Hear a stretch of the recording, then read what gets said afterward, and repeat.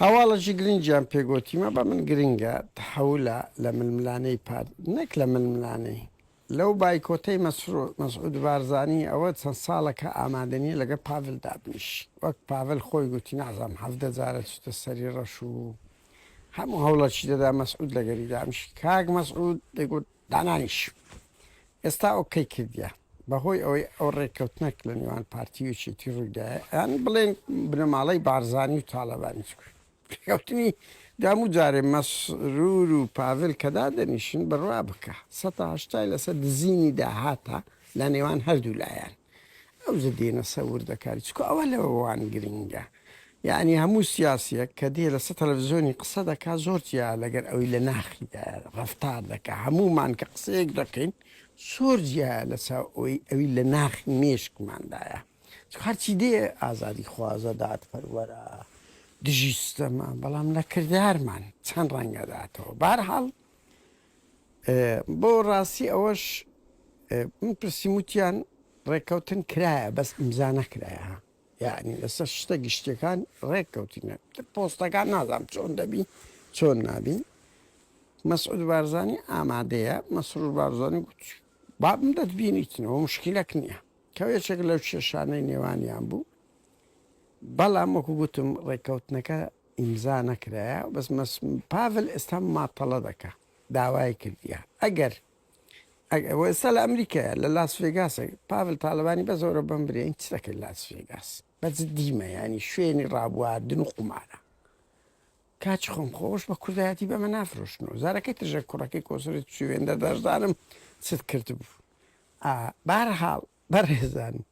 یعنی دیداری گرنجیشی هەیە ئەو ئەم بزان پاڤل دیدارەکانی هەندێک گرنگە بەڵام ئێستا وتیان دوێنێ لە لاس ڤێگاس بووە بارحاڵ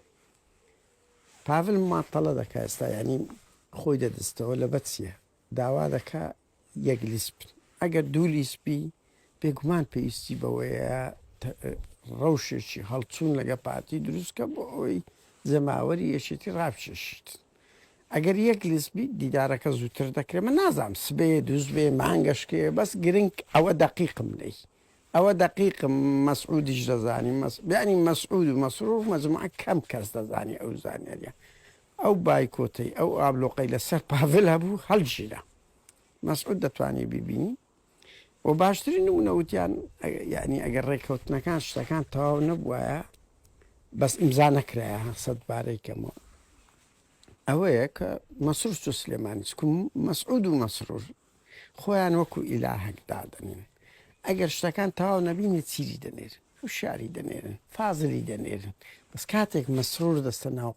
بابەتێک مەسعود دەستە نایە ئەنی دەبی شتەکان تەواو ببی هەموو شتەکان کرابیتن بۆیە شتەکان تەواو بووە ئەوە خاڵەکە و یەکێک لەو خاڵانەی ئەمن ئەوی بزانم یعنی ئەو تقریبا 95 دقیقە لەسەر هەژماری من یەکێتی درۆی دەکا پاڤل 150 میلیۆن دۆلاری پێدرایە مانگانە 300 میلیۆنی قازان 150 لۆ یەکێتی و 150 لۆ پارتیە یعنی تەقسیمیان کرد بۆیە هەژماری من پرۆژەیەک پاڤل هەموو شتێک بیزنسە بەس دێ بە ناوی ئینسانیات کوردایەتی ململانێ ئەو شتاندا بۆیە کەسیشی لە پەرلەمانی عێراقی لەبەر ئەوی دەنگ ناینی بەخوا دەکوشتیش ناینی خاوەنی ئەو عەقڵیەتە بیت گاڵتە بە میلەت بکاتن ئەوە بۆ ینی دووربین نییە سەیری ئەو ڕۆ دەکا وەکو هەندە گۆرانی هەیە زۆر باو دەبی بەس ئایندەی نییە هەر 6 مانگە وەرزیە ئەو سیاسەتەی پاڤل دەیکە سیاسەتێکی وەرزیە یعنی ڕۆژگارێک دادە هیچ درۆی پێنامینێ هیچ ڕەفتارێکی پێنامینێ لەبەر ئەوەی هەموو شتەکان دەیکاتە بزنس بارحاڵ لەسەر معاش و دوزین و ئەوانەش ئەوە دەبینن هیچ ناکەن لەعلم داهات یعنی ئەو کە بەرپرسێکی لژنەی چاودێری وتی 700 ملیار دینارە 700 ملیار بەڵام لەبە عێراق دەمانگۆ 300 ئێستا لەو 300ش داوای 89 دەکەن لەو 89ش چلیان ناردیە ئەینەم کردیتیانە پەینی چیمیایەک تەمسیلی پەینی چیمیایی ملت 32 ڕۆژە معاشی وەرنەگرتیە ماڵی بارزانیش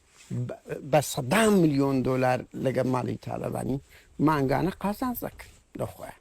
نە نەفت دیارە نەداهاتی ناوە خۆ دیارە ملەتیش برسی دەبی برسی نابی کەی چێشەیانە لۆیان چیتە سەری کاتش